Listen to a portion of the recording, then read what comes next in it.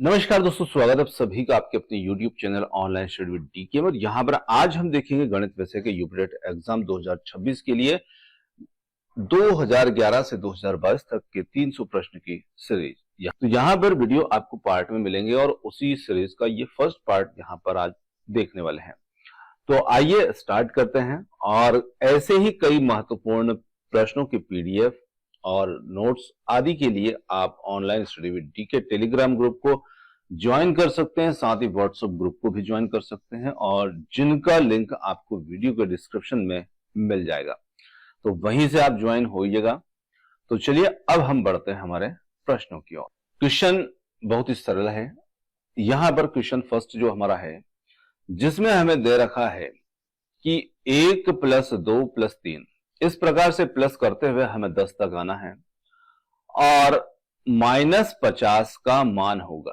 तो देखिए प्रश्न जो है, यदि हम थोड़ा सा उसको समझने में यहां पर त्रुटि करते हैं तो हो सकता है कि हमारा उत्तर गलत हो जाए। तो यहां पर कहने का मतलब है कि 1 से 10 तक आप जोड़िए और फिर -50 कीजिए तो उसका मान क्या होगा। तो बहुत सिंपल सा प्रश्न है। हम 1 से 10 तक या कहीं से कोई भी जो प्रथम संख्याएं हो सकती है कि भाई आपसे कहा कि आप 50 प्रथम संख्याओं को एक साथ जोड़िए या उनसे संबंधित कोई मान हमसे पूछ लिया जाता है। तो यहां पर देखिए आप एक छोटा सा सूत्र है उसे ध्यान रखिएगा। आप कहीं तक की संख्याएं जो हैं वो इसमें आप निकाल पाएंगे। तो जैसे कि प्रथम n जो धन पूर्णांक हमारी संख्याएं होती है, तो प्रथम n धन पूर्णांक संख्याओं का योग। अब इन संख्याओं का जो योग होता है का योग, इनका एक छोटा सा सूत्र होता है। उस सूत्र को आप ध्यान रखिए। वो सूत्र होता है n + 1/2। ये हमारा सूत्र होगा। अब देखिए यहां पर प्रथम n, जैसे यहां पर n की जगह पर प्रथम 10 धन पूर्णांक संख्या है, तो यहां पर हम 10 रख देंगे n की जगह पर मान। प्रश्न हमसे कह रहा है कि प्रथम 50 धन पूर्णांक संख्याओं के योग में से आप 50 को माइनस कीजिए, तो वो भी कर सकते हैं एक छोटे से सूत्र की मदद से। तो जब भी ऐसे प्रश्न आते हैं, यहां तक तो 10 तक ही संख्याएं दे रखी है। अब यदि मान लीजिए ज्यादा तक संख्याएं दे देते हैं, जैसे कि 20 तक 50 तक, तो हमारा कितना सारा टाइम जो है वो वेस्ट होता है। तो यहां पर 10 तक तो हम आसानी से वैसे भी जोड़ सकते हैं, तो हम सीधा इसी से यहां पर करते हैं। तो n मतलब कि हमें कहां तक पहुंचना है, हमें पहुंचना है यहां पर 10 तक। तो यहां पर सूत्र में मान में यहां रख रहा हूं 10 और 10 + 1, साथ ही साथ नीचे रखेंगे यहां पर 2, तो 10 और 1 हो जाता है 11। तो 10 × 11/2, 2 से हम इसको काट देते हैं। यहां पर 5 बार, 11 × 5 = 55। तो 55 यहां तक इनका योग बना है। 1 से लेकर के 10 तक इन संख्याओं का यहां पर योग बना। अब 55 से हम क्या करेंगे, यहां पर -50 को कर देंगे। तो 50 को जब माइनस करेंगे तो हमारा उत्तर ऑप्शन बी यहां पर निकल करके आ जाएगा। तो जब भी ऐसे प्रश्न आते हैं, आप इस प्रकार से इन सूत्रों के प्रयोग से ऐसे प्रश्नों को हल कर सकते हैं। चलिए अगला क्वेश्चन लेते हैं और अगला क्वेश्चन जो है वो भी बहुत मजेदार प्रश्न है। क्वेश्चन को देखिए। क्वेश्चन ने कहा है यदि प्रेक्षण x, x + 3, x + 5, x + 7 और x + 10 हो, तो इनका माध्य जो है वो 9 हो, तब अंतिम 3 प्रेक्षणों का माध्य क्या होगा। अब देखिए प्रश्न यहां पर हमसे सिर्फ एक बात नहीं पूछ रहा है, एक बात के साथ साथ वो 2 बातें यहां पर पूछ रहा है। जैसे उसने यहां तो हमें कुछ प्रेक्षण दिए, हम प्रेक्षण की बात करें, जैसे कि 1 है प्रेक्षण, दूसरा प्रेक्षण है, तीसरा, चौथा और 5, तो कुल मिलाकर के 5 प्रेक्षण हैं और 5 प्रेक्षण का जो माध्य है वो हमारे को यहां पर दिया है 9। तो देखिए 5 प्रेक्षणों का माध्य 9 है। तो सबसे पहले यहां पर हम माध्य का जो सूत्र लगाते हैं, वहां पर माध्य किस प्रकार से निकालते हैं वो देखते हैं। अब आगे प्रश्न में क्या कहा, तब अंतिम 3 प्रेक्षण का माध्य, मतलब फिर वापस से हमें लास्ट के जो 3 प्रेक्षण होंगे उनका माध्य भी इसमें निकाल करके बताना होगा। तो एक माध्य तो यहां पर दे रखा है, इस माध्य से हमें हिंट मिलेगी और इससे चल करके हम पहुंचेंगे यहां पर प्रश्न में। तो कैसे पहुंचेंगे, उसके लिए हमें जो दे रखा है उसी की सहायता हमें लेना है। तो यहां पर देखिए माध्य जो हम निकालते हैं, तो हम माध्य किस प्रकार से निकालते हैं कि जितने प्रेक्षण होते हैं प्रेक्षणों का योग बटा प्रेक्षण की संख्या। तो यहां पर हमारा पहला प्रेक्षण यहां पर x है और दूसरा प्रेक्षण x+3 है, तीसरा प्रेक्षण यहां पर x+5 है, चौथा प्रेक्षण यहां पर x+7 है और पांचवा यहां पर x+10 है। नीचे यहां पर हम लिखते हैं 5 और बराबर पर हम रख देते हैं 9 को, क्योंकि इन 5 प्रेक्षणों का जो माध्य है वो हमें दे रखा है। तो माध्य के सूत्र के हिसाब से यहां पर हमने इसको रख दिया।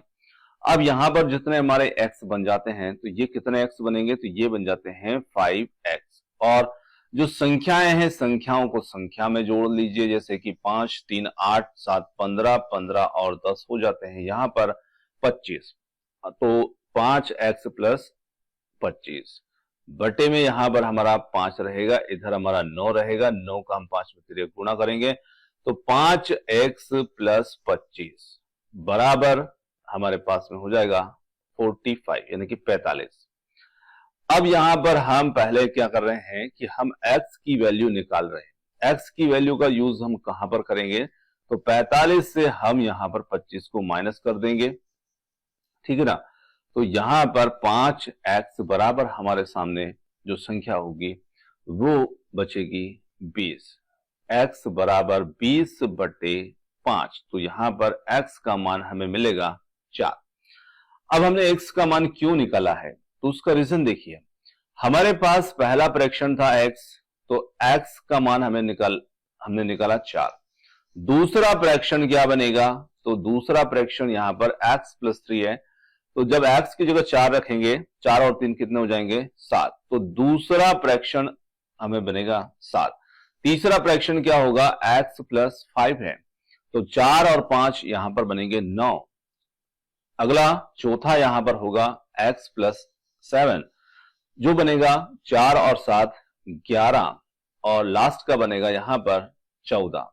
तो देखिए इस प्रकार हमारे 5 प्रेक्षण जो होंगे वो निकल करके आएंगे। अब हमने 5 प्रेक्षणों को क्यों निकाला, क्योंकि प्रश्न ने हमसे कहा है अंतिम 3 प्रेक्षणों का माध्य। तो अब अंतिम 3 प्रेक्षण हमारे पास ये बचते हैं और इन तीनों का माध्य निकालने के लिए फिर हमें इन तीनों को आपस में जोड़ना पड़ेगा। तो यहां पर 11, 14 ये हो जाते हैं हमारे 25, 25 और यहां पर 25 में जब हम 9 को जोड़ते हैं तो 25 और 9 यहां पर हो जाएंगे हमारे लिए 34। और नीचे हम करेंगे 3, क्योंकि लास्ट के 3 प्रेक्षणों की बात हो रही है। तो यहां पर हमारा जो उत्तर होगा वो होगा 34/3। अब 34/3 को जब हम भाग लगाएंगे तो ये निकल करके आएगा 11 सही 1/3। तो यहां पर हमारा सही उत्तर जो निकल करके आएगा प्रश्न के लिए वो रहेगा ऑप्शन नंबर सी, जो कि होगा 11 सही 1/3। आगे देखते हैं अगला प्रश्न, और अगला प्रश्न यहां पर आता है, कार्तीय तल में बिंदु -2 और -3 किस पाद में स्थित होते हैं। तो यहां पर है प्रथम, द्वितीय, तृतीय या चतुर्थ। तो देखिए यहां पर कार्तीय तल की बात की जाए तो यहां पर जो हमारा चतुर्थांश होता है, जिसको हम ऐसे 4 चतुर्थांशों में यहां पर बांटते हैं, जहां पर हमारा प्रथम चतुर्थांश होता है ये होता है यहां पर द्वितीय, और ये होता है हमारा तृतीय, और ये होता है यहां पर चतुर्थांश। अक्ष की बात की जाए तो यहां पर हमारा जो अक्ष होता है, जिसे हम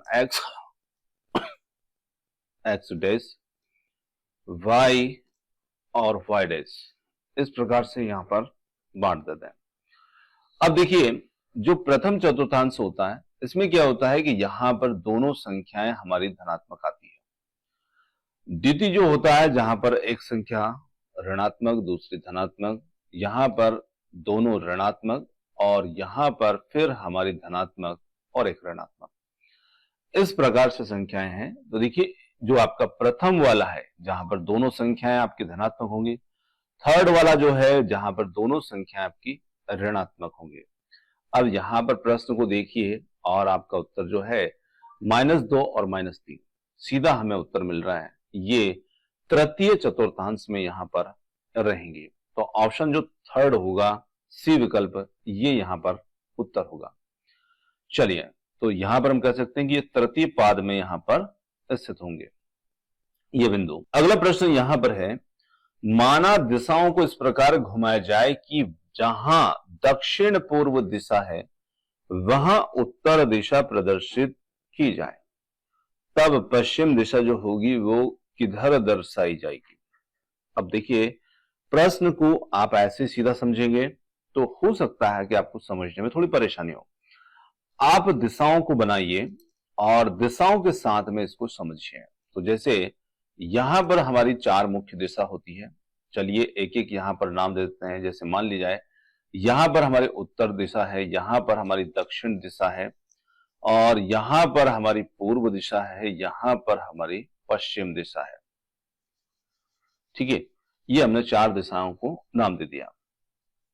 अब 4 दिशाओं के साथ इसमें बात की गई है दक्षिण पूर्व। अब दक्षिण पूर्व कहां होगा, तो जो हमारी दक्षिण और पूर्व दिशा है, इन दोनों के बीच की जो दिशा होती है वो हमारी होती है दक्षिण पूर्व। तो यहां पर हमारे लिए दक्षिण पूर्व दिशा यहां पर हो गई।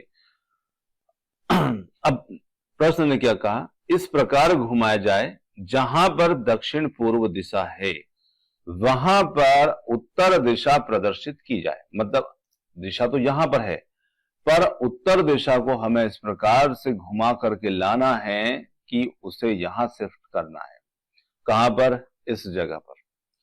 तो उस स्थिति में आपकी जो पश्चिम दिशा होगी वो किधर जाएगी। तो देखिए, जितने डिग्री यहां से हम उत्तर दिशा को दक्षिण पूर्व तक घुमा कर लाएंगे तो पश्चिम दिशा उतने ही डिग्री यहां से इधर घूम जाएगी, है ना, निश्चित रूप से उधर घूम जाएगी। तो यहां पर हम इन्हें घुमाएंगे। तो देखिए, यहां पर यदि कोण की बात की जाए तो जो पहले तो हम कोण के ऊपर बात करेंगे कि जो कोण होते हैं वो आखिर इनमें कैसे होते हैं।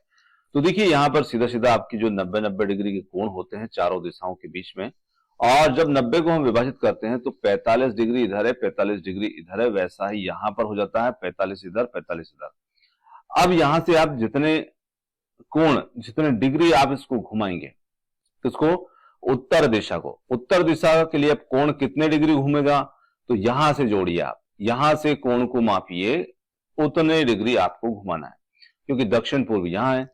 तो यहां से हम चले तो 45, 45, 45, 3 हमारे पास 45 है, तो यहां पर ये टोटल कोण हो जाते हैं 135 डिग्री।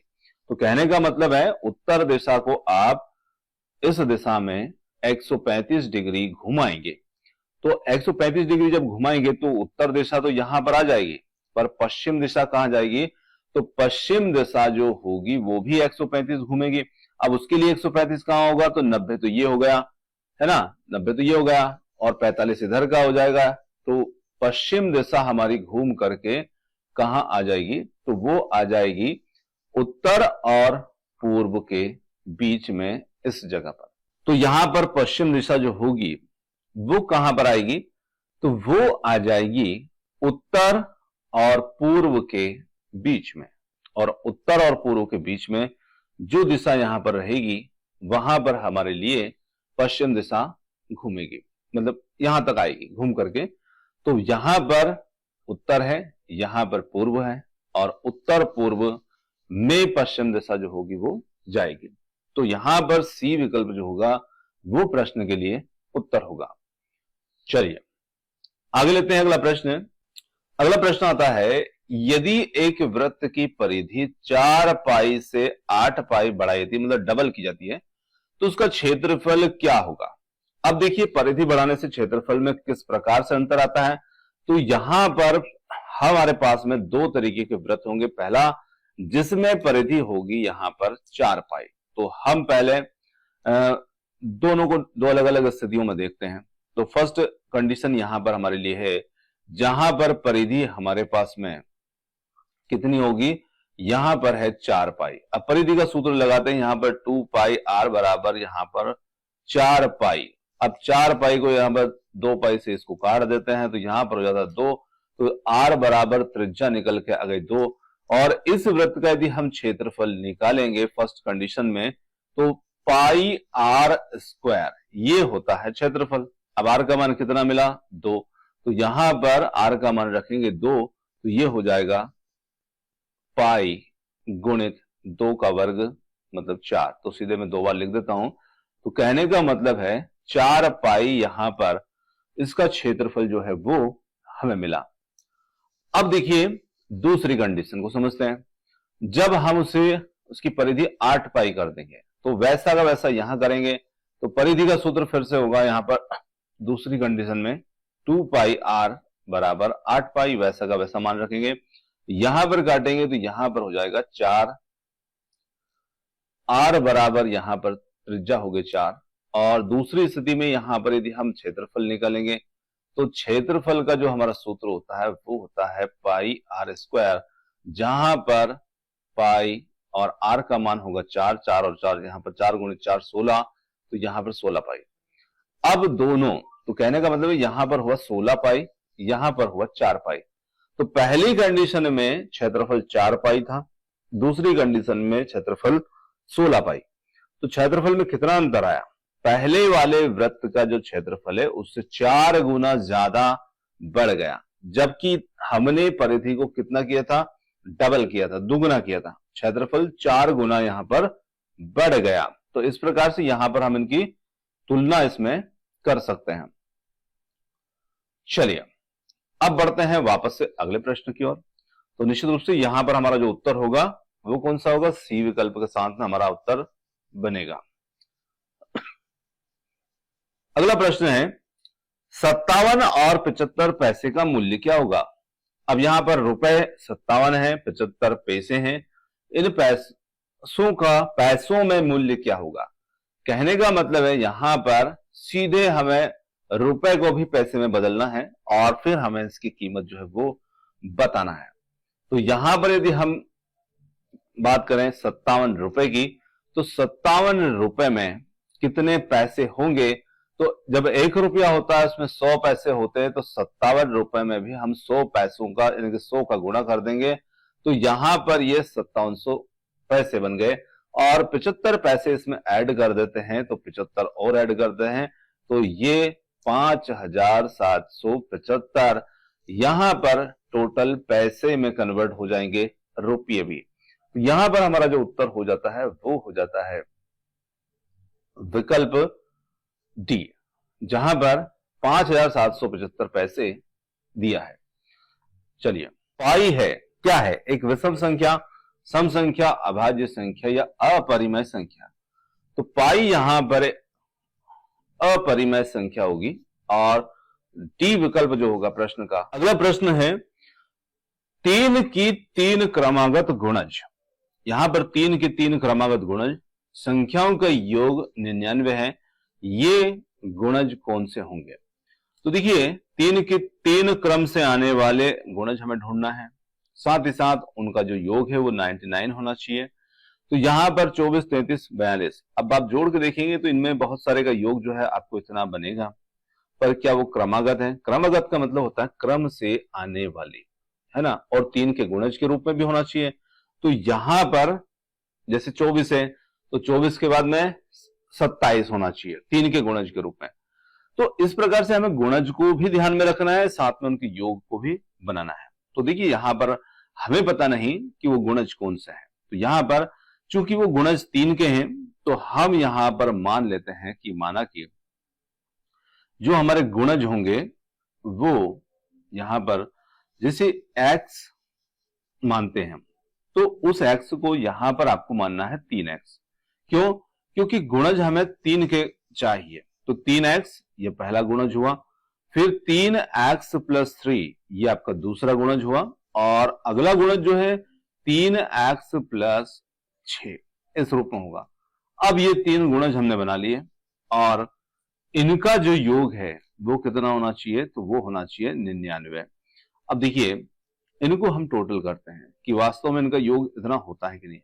तो यहां पर 3x, 3x, 6x और 9x, तो यहां पर आपके पास में संख्याएं जो बनती हैं वो बन जाती हैं 9x, और 3 और 6 कितना होगा 9, 9x 9 बराबर 99। अब यहां पर देखा जाए तो x 9 को हम उधर पहुंचा देते हैं, 99 माइनस 9, तो यहां पर हो जाएगा 90, और x बराबर 90/9। यहां पर x का मान निकल के आया 10। अब 10 को इसमें रखते हैं पहला गुणज, तो पहला गुणज हमने माना था यहां पर 3x, और 3x के लिए उत्तर क्या बनेगा 3 गुणित 10 बराबर 30, ये पहला गुणज हुआ।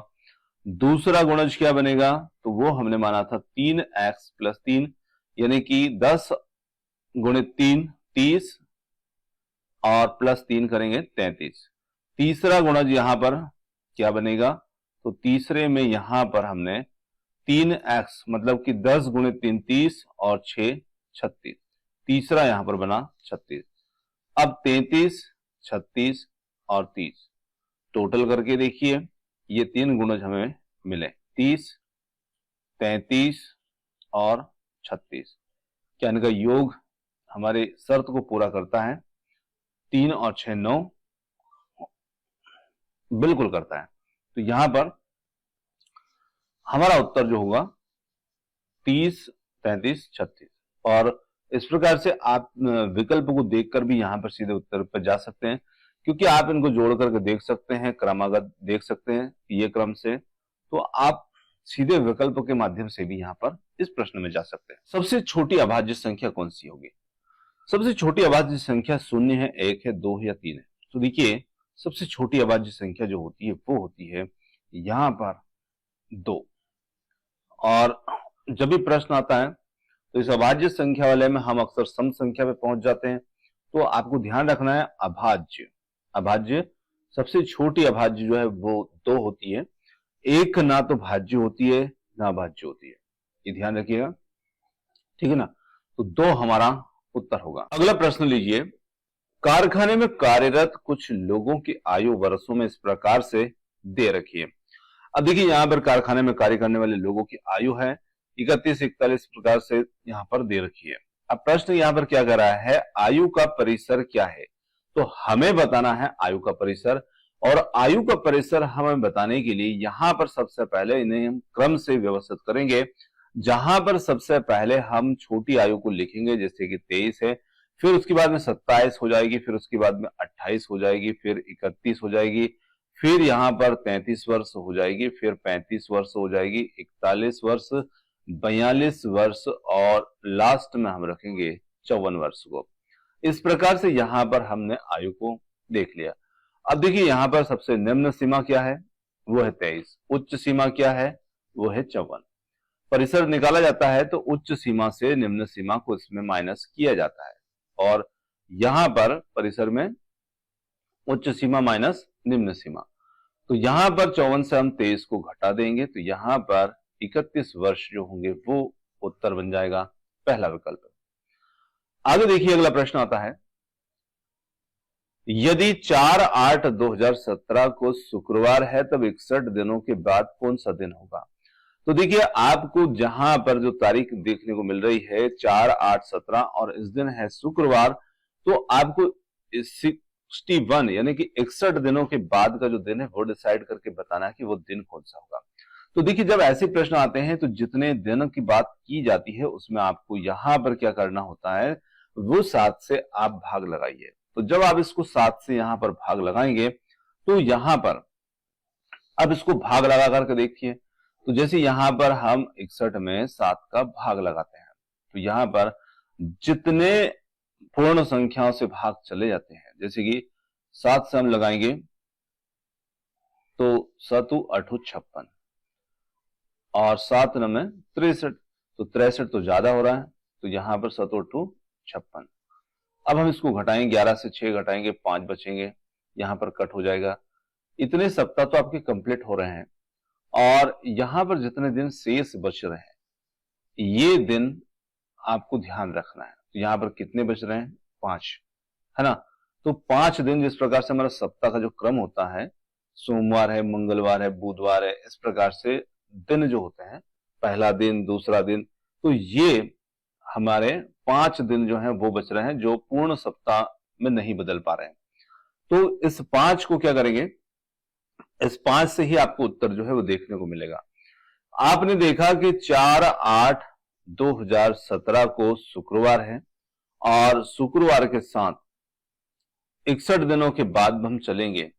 तो देखिए 61 दिनों के बाद जैसे हम पहुंचेंगे तो वहां पर शुक्रवार, क्योंकि शुक्रवार से हम शुरू कर रहे हैं, तो जो आपका शुक्रवार है जहां से आप चल रहे हैं, शुक्रवार के बाद आप 5 दिन बाद और आगे बढ़िए। क्यों? क्योंकि 5 दिन आपके शेष हैं, और फिर जो दिन निकल करके आता है वही आपका उत्तर होगा। तो देखिए यहां पर 61 दिनों के बाद की यहां पर बात की जा रही है। शुक्रवार के बाद में 5 दिन जो हमारे रहेंगे वो कौन से होंगे? तो 5 दिनों के बाद में जो हमारा दिन निकल के आएगा वो दिन यहां पर रहेगा बृहस्पतिवार। जी हां, बृहस्पतिवार, जिसे हम गुरुवार भी कहते हैं, और वो होगा यहां पर हमारा विकल्प सी। अब देखिए कैसे पहुंचेंगे, तो हमें 5 दिन शेष के रूप में मिले थे, और इस तारीख को है शुक्रवार, और इसी तारीख से 61 दिनों के बाद की बात होगी। अब देखिए जब 8 सप्ताह इसमें पूरे हो रहे हैं ना, तो उस पूरे सप्ताह में वापस यही दिन जो है आ जाएगा, और प्लस 5 दिन जो हमारे शेष बच रहे हैं वो इसमें आगे चलेंगे। तो यहां पर शुक्रवार के बाद में पहला दिन हमारा शनिवार होगा, दूसरा दिन यहां पर रविवार होगा, तीसरा दिन सोमवार, चौथा दिन मंगलवार, और 5वां दिन बुधवार, और 5वें दिन के बाद की बात हो रही है, उस दिन होगा गुरुवार, बृहस्पतिवार। चलिए, तो ये हो गया हमारा उत्तर। आगे देखिए अगला प्रश्न यहां पर है, 40 व्यक्ति 30 दिन में 200 केजी चावल खाते हैं, कितने दिनों में 30 व्यक्ति 500 केजी चावल जो है वो खा जाएंगे? अब देखिए ऐसे प्रश्न जो हैं इनको आप इस प्रकार से कर सकते हैं, जैसे कि M1, D1 और W1, ये व्यक्ति, ये दिन, ये उनका काम। तो यहां पर 40 व्यक्ति 30 दिन काम कर रहे हैं 200 किलो चावल खाने का, पहली कंडीशन। दूसरी लाइन में पूछा है कि कितने व्यक्ति पूछ सकते हैं, तो यहां पर हम लिख लेंगे M2, D2 और ये W2, ठीक है ना। तो यहां पर कितने व्यक्ति कितने दिन में क्या काम कर पाएंगे, कितना काम कर पाएंगे, ये हो सकता है। अब कोई भी मान आपको यहां पर दिए जा सकते हैं, उन मान को आप रख करके इससे हल कर सकते हैं। अब देखिए जिसका मान नहीं मिलेगा वो हम यहां पर छोड़ देंगे, मतलब उसको हम निकालेंगे। तो यहां पर हमें मिल रहे हैं 40 व्यक्ति, पहले सूत्र में 40 व्यक्ति 30 दिन, और इनका काम यहां पर है 200 किलो का चावल खाने का। उसी प्रकार से यहां पर व्यक्ति हमसे पूछे जा रहे हैं कि भाई कितने दिनों में, सॉरी दिन पूछे जा रहे हैं, कितने दिनों में 30 व्यक्ति, तो यहां पर व्यक्तियों की संख्या है 30, और दिन हमसे पूछे जा रहे हैं, D2 का मान हमें निकालना है, और ये काम करेंगे 500 किलो चावल खाने का। अब यहां पर आप इनको जिसका मान निकालना उसको एक तरफ रखिए और बाकी को इस प्रकार से इधर पहुंचा दीजिए। तो यहां पर जैसे हम इनको पहुंचाते हैं तो 40 गुणित 30 गुणित यहां पर आ जाएगा 500, और नीचे हो जाएगा 200 गुणित 30, और बराबर आपका रहेगा D2। D2 वो दिनों की संख्या रहेगी। तो यहां पर आप 0 से 0 को कैंसिल कर दीजिए, जैसे कि इसके 2 0, इसके 2 0, और 1 0 ये भी काट देते हैं, और 3 से ये 3 को काट देते हैं, 2 से इस 4 को काट देते हैं 2 बार, और 2 का हम 50 में गुणा करेंगे तो D2 हमें निकल के आया यहां पर 100, यानी कि 100 दिन में वो 500 किलो चावल जो है वो खा जाएंगे। तो इस प्रकार इस छोटे से सूत्र से आप यहां पर प्रश्न को हल कर सकते हैं। आगे देखिए अगला प्रश्न है, हम एक त्रिभुज की रचना नहीं कर सकते यदि हमें दिया गया है दो कोण और एक भुजा, केवल तीन भुजाएं, केवल तीन कोण, दो भुजा और एक कोण। तो देखिए हम एक त्रिभुज की रचना नहीं कर सकते यदि हमें दिया गया हो। तो देखिए जब आपको केवल तीन कोण दे दिए तो केवल तीन कोणों से त्रिभुज की रचना नहीं होती है, उसके लिए भुजा भी चाहिए होती है, ठीक है ना। तो देखिए केवल कोण होना काफी नहीं होता है, कोण के साथ साथ भुजाओं का होना अनिवार्य होता है।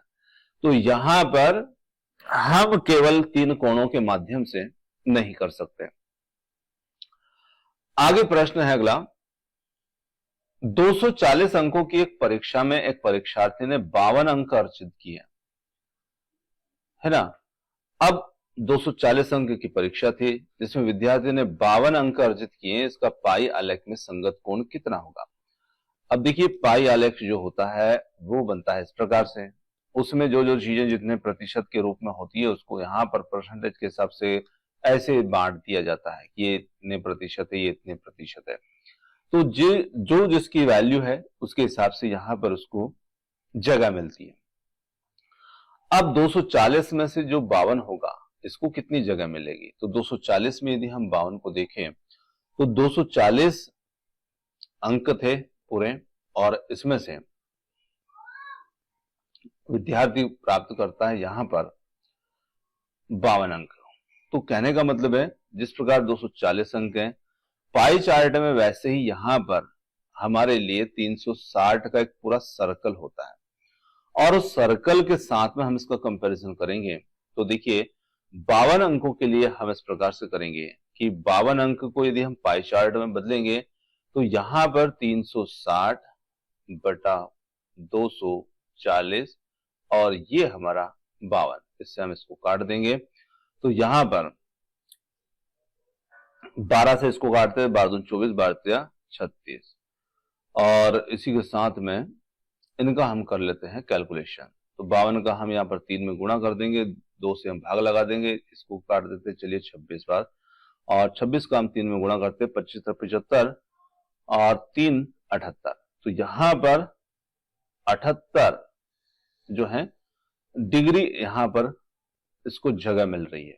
तो कहने का मतलब है कि पाई चार्ट जब बनाएंगे तो उसमें 78 डिग्री के एंगल के साथ में यहां पर इसको जगह दी जाएगी, मतलब इस प्रकार से इसका जो रहेगा वो क्षेत्रफल रहेगा इतने डिग्री के हिसाब से। तो इस प्रकार यहां पर हम इसे निकाल लेंगे। चलिए तो यहां पर हमारा जो उत्तर होगा वो कौन सा होगा, बी विकल्प होगा। आगे देखिए P का P प्रतिशत 36 है तो P बराबर होगा, तो देखिए P का P प्रतिशत कितना है, वो है 36। अब P का P प्रतिशत यहां पर देखें तो वो 36 होगा, तो ये हमने लिख दिया 36। अब P का जब प्रतिशत हटाएंगे तो यहां पर प्रतिशत का निशान हट जाएगा, बटे में 100 लग जाएगा। P में P का गुणा करेंगे तो हो जाएगा P स्क्वायर बराबर यहां पर हो जाएगा 36 और गुणित में हो जाएगा 100, तो ये P स्क्वायर बराबर हो जाएगा 3600। 3600 का वर्गमूल निकाल देंगे, 3600 का वर्गमूल यहां पर हो जाएगा 60। तो P का मान कितना हुआ 60, डी विकल्प जो होगा वो यहां पर उत्तर हो जाएगा। आगे प्रश्न आता है यहां पर 100 के समभाजकों की संख्या कितनी होगी। तो 100 के समभाजक यहां पर देखिए हमें देखना है। तो यहां पर 100 के समभाजक, ऐसे भाजक ढूंढना है जिनसे 100 विभाजित भी होता हो और वो सम भी हो।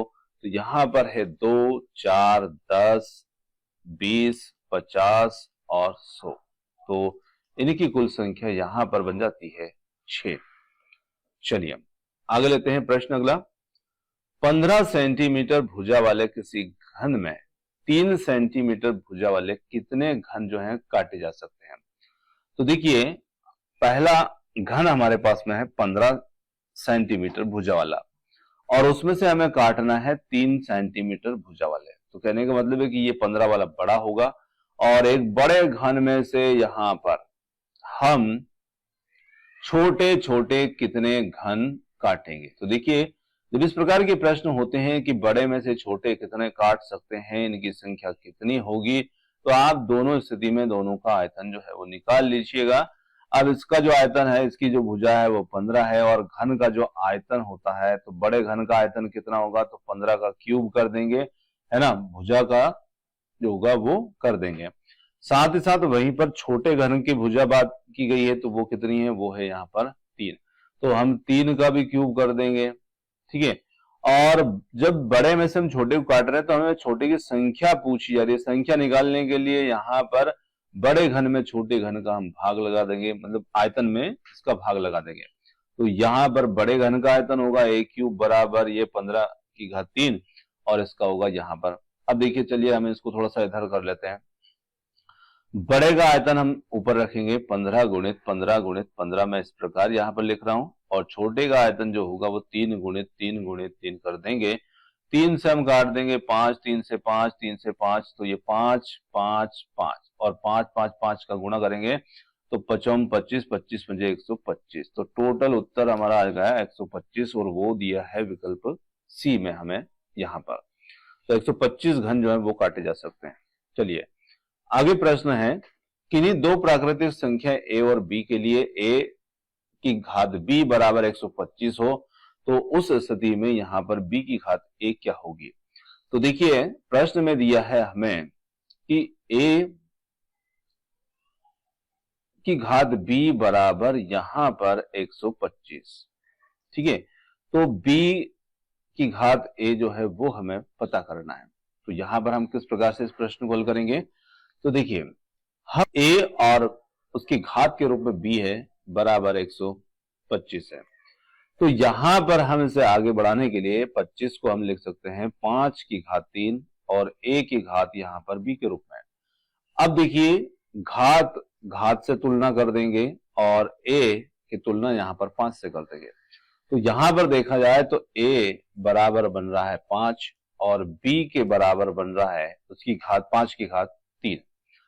अब वैसा ही यहां पर जब प्रश्न से कहा कि b की घात a क्या होगी, तो b क्या है 3, तो b को यहां लिखिए 3, और उसके ऊपर घात लगाइए कितनी 5, और 3 के ऊपर 5 घात लगाएंगे, तो यहां पर b a बराबर होगा 3 की घात 5, और 3 की घात 5 का मतलब हो जाएगा 243, मतलब 3 गुणित 3 गुणित 3 गुणित 3 इस प्रकार से करेंगे तो ये हो जाएगा 243। तो यहां पर उत्तर होगा हमारा सी विकल्प। चलिए अगला प्रश्न लेते हैं, कोण ज्ञात कीजिए जो अपने कोटि पूरक के बराबर है। तो यहां पर कोटि पूरक के बराबर हो, तो देखिए कोटि पूरक जो कोण होते हैं उनका योग 90 डिग्री होता है, मतलब कि दो कोण होते हैं। कोण ज्ञात कीजिए जो अपने कोटि पूरक के बराबर है। तो कोटि पूरक के बराबर, जैसे मान लो आपके पास में दो कोण है, एक 60 का तो दूसरा आपके पास में 30 का हो सकता है, दोनों का योग यहाँ पर 90 हो सकता है। एक 70 का है, दूसरा 20 का हो सकता है, यहाँ पर 90 हो जाता है। पर वो कोण कौन सा है जो अपने खुद के बराबर है और कोटि पूरक भी है, तो यहाँ पर 45 डिग्री होगा। 45 में 45 जोड़ते हैं तब जाकर 90 होता है, और 45 डिग्री अपने कोटि पूरक के बराबर होगा। चलिए अगला प्रश्न है, यदि किसी चतुर्भुज के विकर्ण एक दूसरे को समकोण पर द्विभाजित करते हैं तो यह समचतुर्भुज होंगे, समलंब चतुर्भुज होंगे या फिर आयत होंगे। तो यहां पर ये समचतुर्भुज होंगे यदि वो एक दूसरे को समकोण पर समद्विभाजित करते हैं। तो यहां पर वर्ग और जो समचतुर्भुज होते हैं इनके विकर्ण एक दूसरे को समकोण पर काटा करते हैं। तो विकल्प ए हमारा उत्तर होगा। अगला हमारा प्रश्न आता है, सामान्य मनुष्य के शरीर का ताप 37 डिग्री सेंटीग्रेड है फ़ारेनहाइट में, यह पैमाने में यह ताप कितना होगा। तो वैसे तो हमें सामान्य स्थिति में ही यह प्रश्न जो है वो याद होना चाहिए, क्योंकि ये प्रश्न ऐसे प्रश्न जो है अक्सर पूछे जाते हैं। तो देखिए यहां पर सीधे मैं पहले आपको उत्तर बताता हूं ताकि बाद में लिखने में आप उत्तर आप ठीक से देख ना पाते हैं। तो यहां पर 98.6 डिग्री फ़ारेनहाइट इसका उत्तर होता है, 37 डिग्री सेंटीग्रेड का। अब जब प्रश्न आपका इस प्रकार से आता है कि डिग्री सेंटीग्रेड में इतना है, फ़ारेनहाइट में यह ताप कितना होगा, तो यहां पर आप इसके लिए क्या कर सकते हैं, आपको सूत्र याद रखना है 9/5 और सी यानी कि सेंटीग्रेड, और प्लस आप इसमें कीजिए 32, और ये जो सूत्र होगा ये फ़ारेनहाइट डिग्री में जाने के लिए यहां पर रहेगा। अब देखिए 9/5 और सेंटीग्रेड, सेंटीग्रेड मतलब जितना आपको सेंटीग्रेड दिया है, तो आप यहां पर लिखिए 9/5 गुणित आपका 37 डिग्री सेंटीग्रेड, और 32 इसमें आप क्या करेंगे, प्लस कर देंगे। तो जो यहां पर कट सकता है उसको आप काट दीजिए, नहीं कटता है कोई बात नहीं। तो देखिए यहां पर 9 गुणित 37 जब इसका गुणा करेंगे तो ये हो जाएगा 333। 333 में हम लगाएंगे 5 का भाग, और फिर इसमें हम करेंगे 32 को प्लस। तो जब हम इसमें 5 का भाग लगाएंगे तो यहां पर हमारा मान निकल के आता है 66.6, और 32 इसमें जोड़ेंगे तो ये हो जाएगा हमारे लिए 98.6। अब देखिए इसमें जब हम प्लस करते हैं 32 को तो यहां पर 98.6 निकल के आता है, जो होगा ऑप्शन बी में। तो दोस्तों ये थे कुछ गणित के प्रश्न। आप देखिए गणित के प्रश्न, कम प्रश्न लेने पर भी बहुत ज्यादा समय में लग जाता है, क्योंकि भाई प्रश्न है समझने में थोड़ी सी समय लगता ही है। तो प्रश्न आपको कैसे लगे, एक प्रश्न मैंने यहाँ पर थोड़ा सा हटा दिया है, एक कोई सा प्रश्न था जो थोड़ा सा मिस प्रिंट हुआ था, तो उस वजह से वो ठीक से स्पष्ट दिख नहीं रहा था, इसलिए उस प्रश्न को मुझे यहाँ पर हटाना पड़ा। तो वीडियो आपको कैसा लगा, प्रश्न आपको कैसे लगे, कमेंट्स करके अपने राय अपने विचार जरूर दीजिएगा। और वीडियो यदि आपको पसंद आता है तो हम वीडियो को आगे कंटिन्यू करेंगे। चलिए, आपने समय दिया उसके लिए बहुत बहुत धन्यवाद। Thanks for watching. मिलते हैं जल्दी ही अगले वीडियो के साथ। धन्यवाद।